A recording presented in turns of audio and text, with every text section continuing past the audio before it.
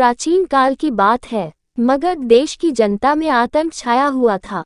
अंधेरा होते ही लोग घरों से बाहर निकलने की हिम्मत नहीं जुटा पाते थे। कारण था अंगुलिमाल। अंगुलिमाल एक खूंखार डाकू था जो मगध देश के जंगल में रहता था। जो भी राहगीर उस जंगल से गुजरता था वह उसे रास्ते में लूट लेता था और उसे मारकर उसकी एक उंगली काटकर माला के रूप में अपने गले में पहन लेता था। इसी कारण लोग उसे अंगुलिमाल कहते थे। एक दिन उस गांव में महात्मा बुद्ध आए। लोगों ने उनका खूब स्वागत सत्कार किया।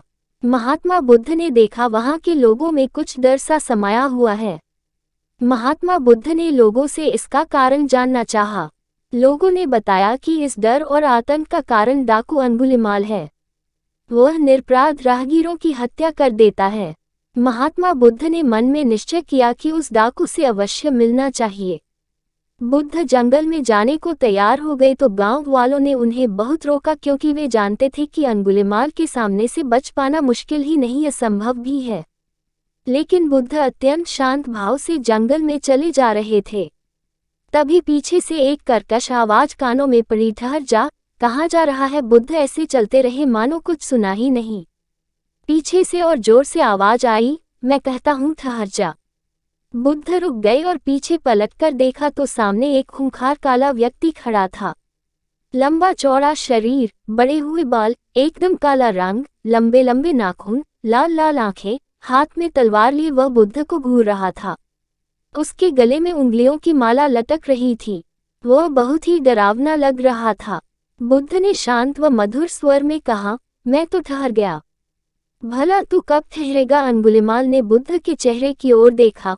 उनके चेहरे पर बिल्कुल भय नहीं था, जबकि जिन लोगों को वह रोकता था वे भय से थर-थर कांपने लगते थे। अंगुलिमाल बोला, हे सन्यासी, क्या तुम्हें डर नहीं लग रहा है?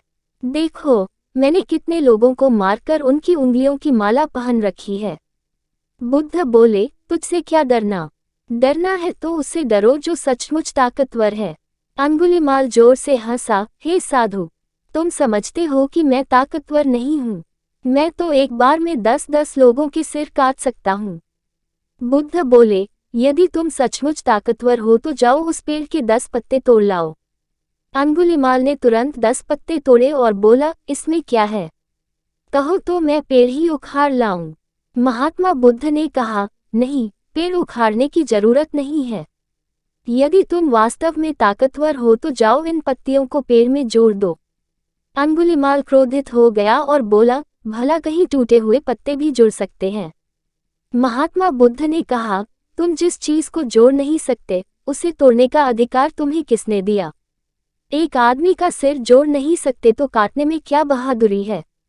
अंगुलिमाल अवाक रह गया। वह महात्मा बुद्ध की बातों को सुनता रहा। एक अनजानी शक्ति ने उसके हृदय को बदल दिया। उसे लगा कि सचमुच उससे भी ताकतवर कोई है। उसे आत्मग्लानि होने लगी। वह महात्मा बुद्ध के चरणों में गिर पड़ा और बोला, हे महात्मन, मुझे क्षमा कर दीजिए, मैं भटक गया था, आप मुझे शरण में ले लीजिए। भगवान बुद्ध ने उसे अपनी शरण में ले लिया और अपना शिष्य बना लिया।